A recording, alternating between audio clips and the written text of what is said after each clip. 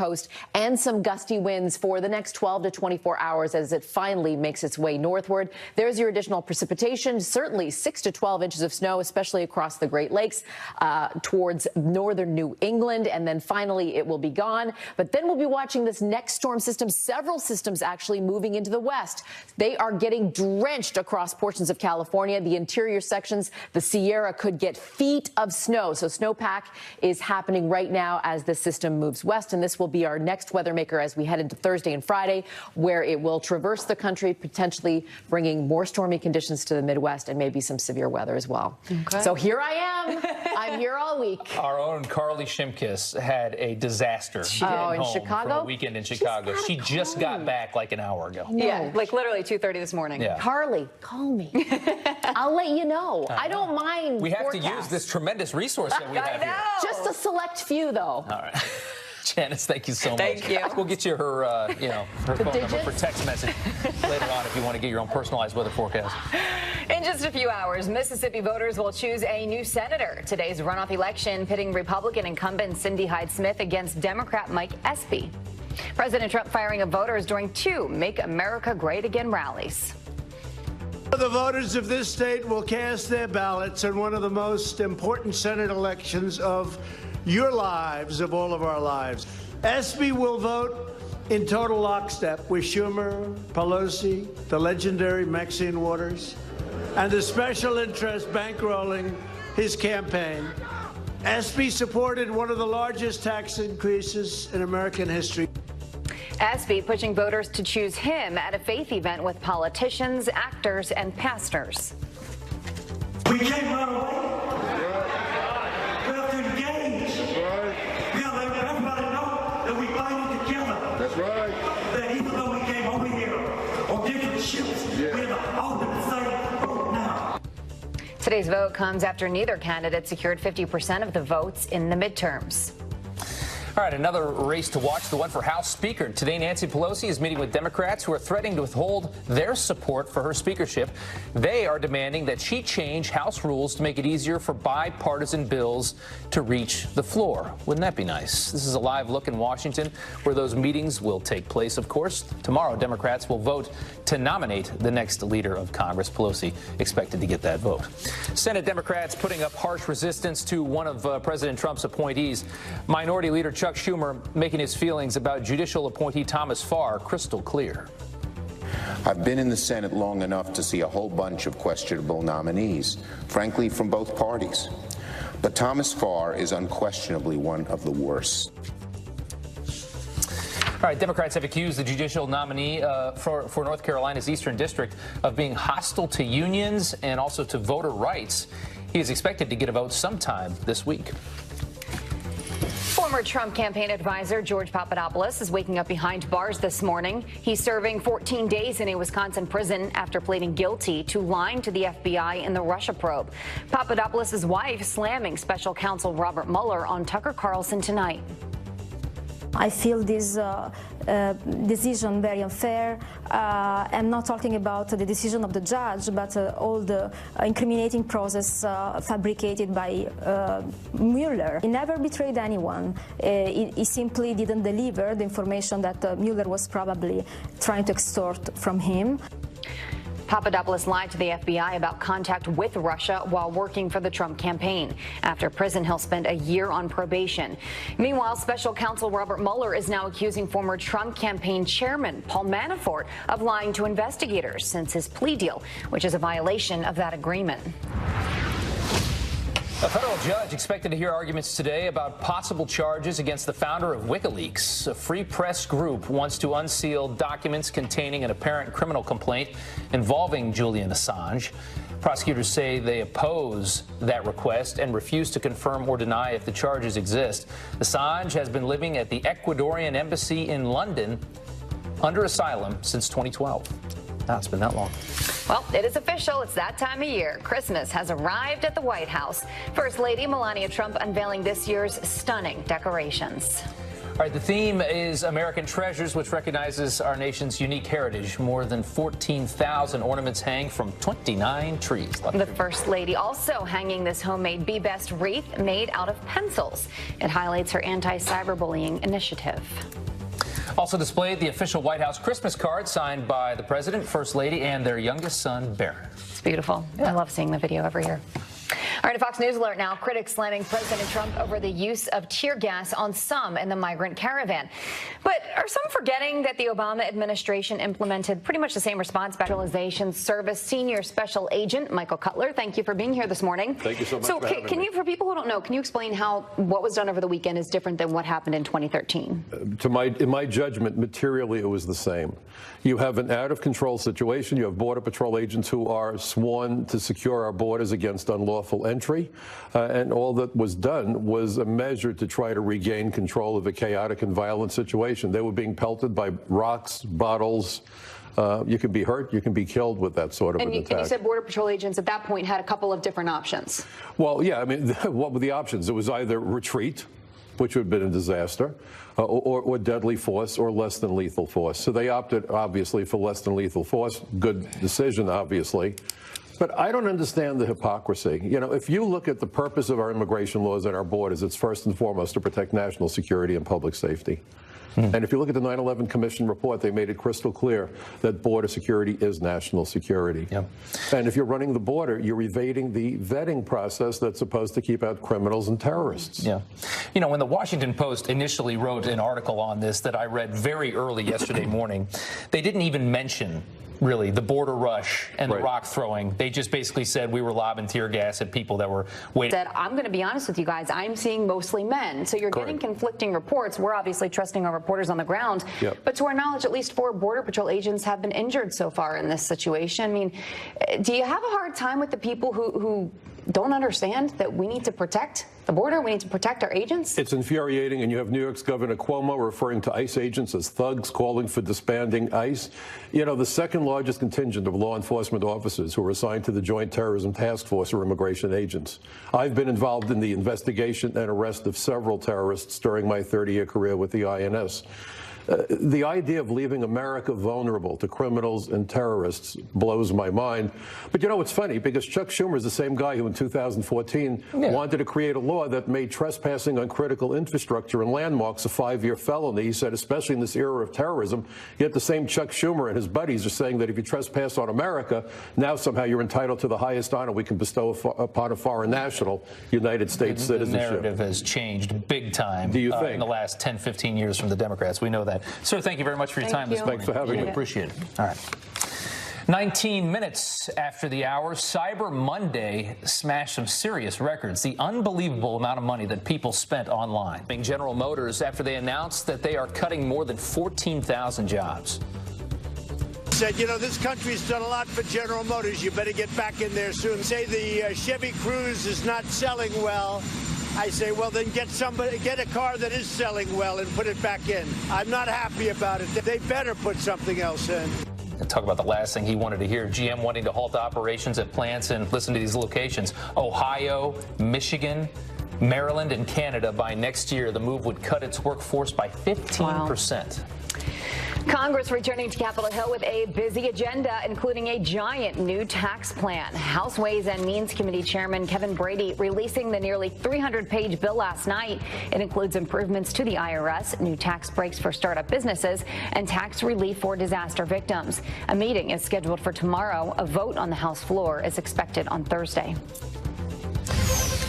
Cyber Monday, shattering records, on track to be the biggest shopping day ever. Tracy Carrasco from our sister network Fox Business here now with how much Americans spent. I know you were part of that number, Tracy. Yes, I was embarrassed to say I spent a little too much, but yesterday, Cyber Monday, a record-breaking day with $7.9 billion spent in online purchases. That is according to Adobe Analytics. That number is up almost 20% from last year. Now, some of the most popular things purchased on Cyber Cyber Monday, smartphones, Red Dead Redemption 2, that's a video game, Roku, Beats headphones. Adobe Analytics also says that they saw a significant spike in the trend where you buy it online and pick it up in store, and about $2 billion of the sales done yesterday were made on our smartphones, so more people shop it on the go. That's what I do. Rob, did you get that pressure cooker you guys were talking about yesterday? The Instant Pot? I did. I did not. It's like a no. crock pot that works in 10 minutes or something?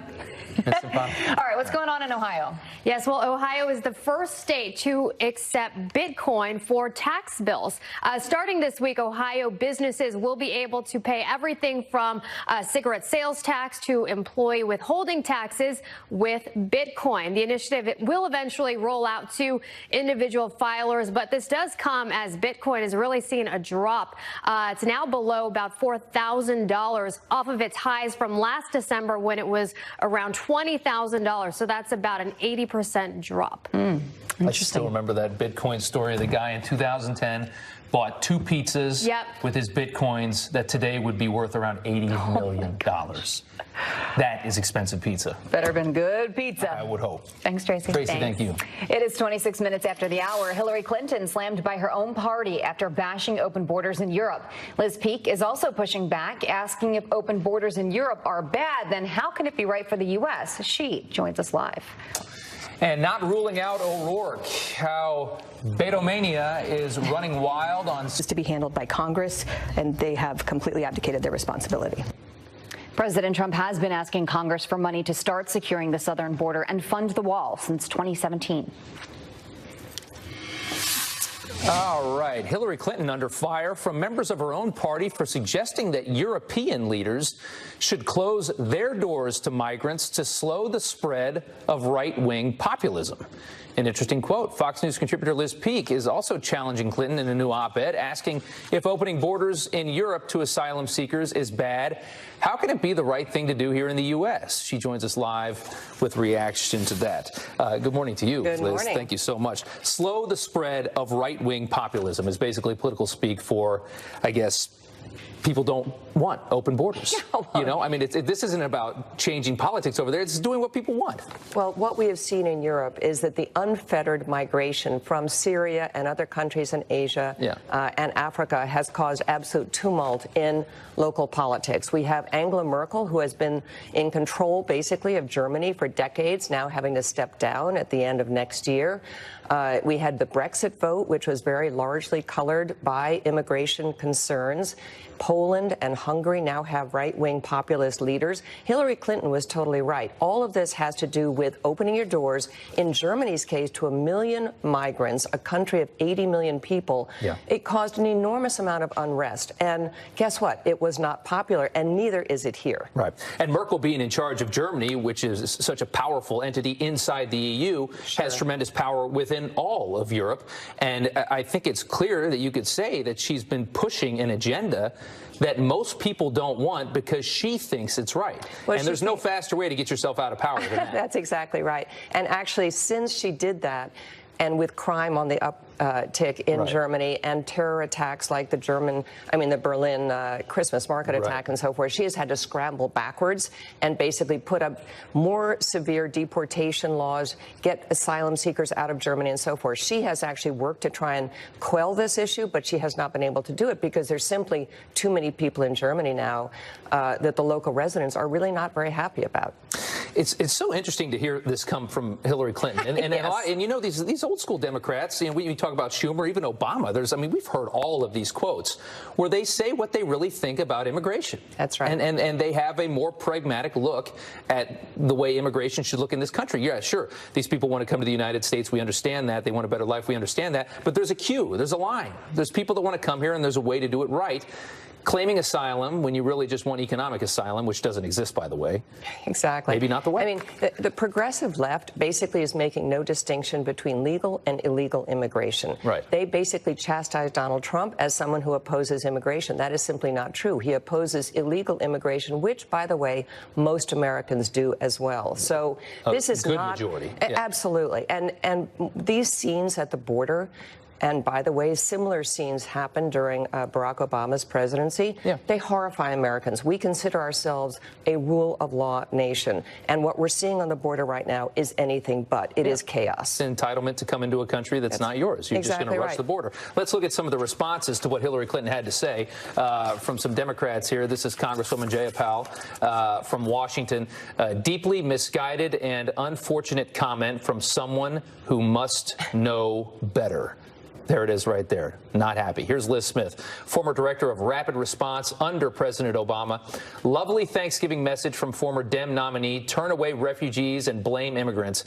Can't imagine why we lost in 2016. This Thanksgiving, I'm thankful for Democrats who have turned the page on these sort of worldviews. What's interesting about that, can't imagine why we lost in 2016, is Hillary's message was, let's take in 500,000 of them. More than that, she actually had advocated in one speech that she gave for open borders. And if you remember, President Trump really went after her on that, and she was really playing defense for a lot of the campaign. There's no question, this is just not a popular issue to open our borders and allow everybody in who wants to come in illegally. It's just not, it doesn't work. It doesn't work security-wise or economically for Americans. Maybe a more realistic view would have helped Hillary in the 2016 election. The irony of that tweet. Yeah. All right, Liz, thank you so much. Thank you. Enjoyed the column. Fun to be with you. Very much. Always. All right. Jillian, back over to you.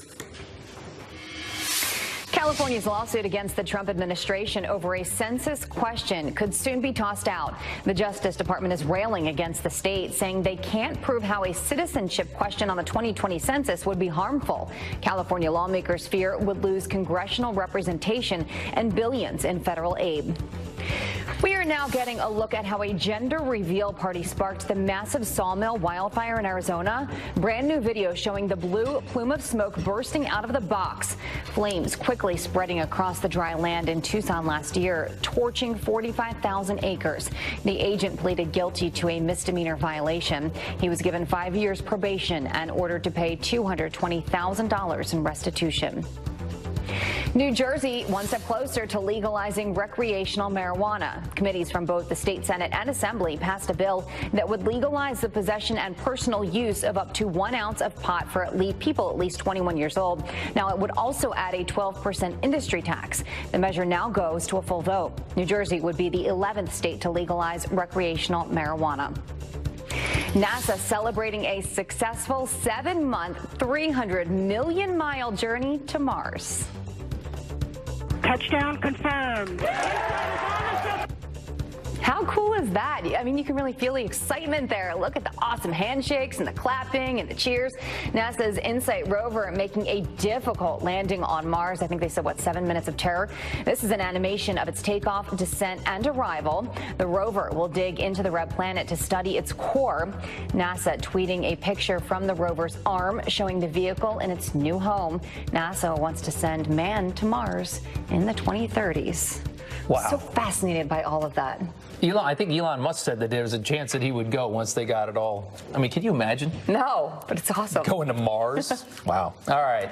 38 minutes after the hour, the terrifying moment that a massive billboard, look at this, comes crashing down. More of this incredible video coming up. And she compared the migrant caravan to the Holocaust. Now, Alexandria Ocasio-Cortez is getting a history lesson courtesy. Alexandria Ocasio-Cortez comparing the migrant caravan to Jews fleeing Nazi Germany during World War II.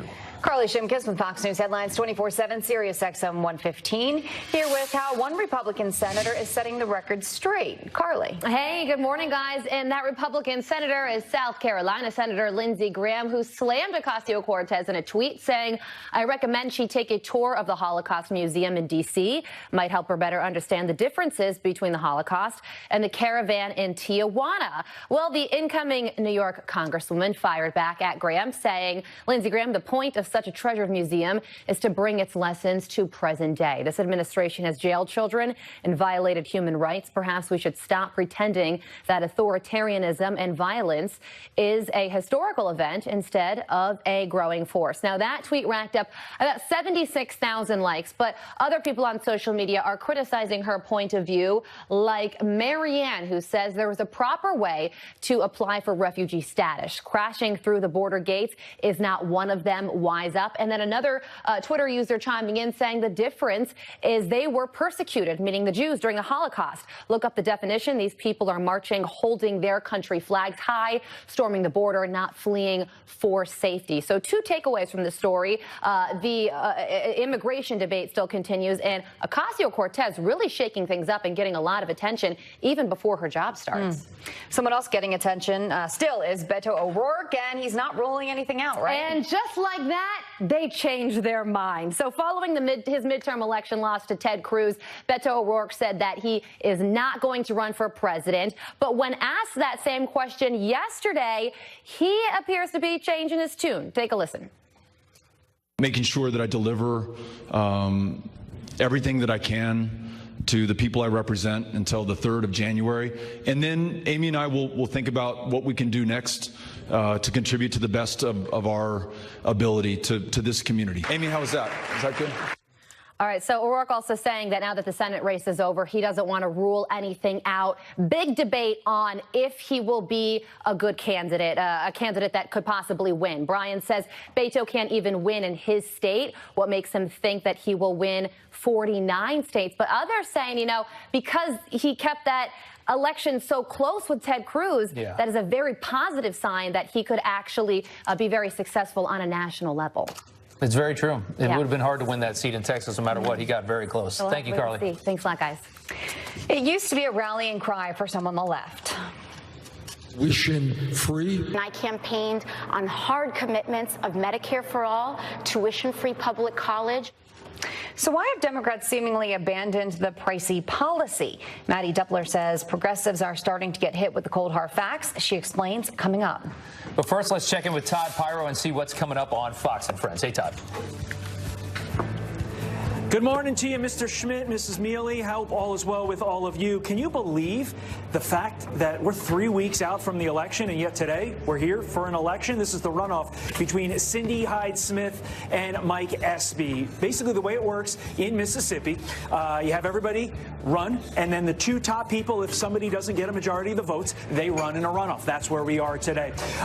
Hyde-Smith is projected by many pundits to be the winner when the results are released, but that said, the president was here trying to rally support for Ms. Hyde-Smith last night. We're going to see if that support comes to pass. Obviously, talking about the issues of the day, the caravan, economy, you name it, we're going to talk to them about it. So, Rob and Jillian, I'll toss it back to you. We're going to have a fun day here in Biloxi, Mississippi, at the Port City Cafe. Look at those pancakes. I know. I'm starving right now. Thanks, Todd. We're coming right back. Thank you, Todd.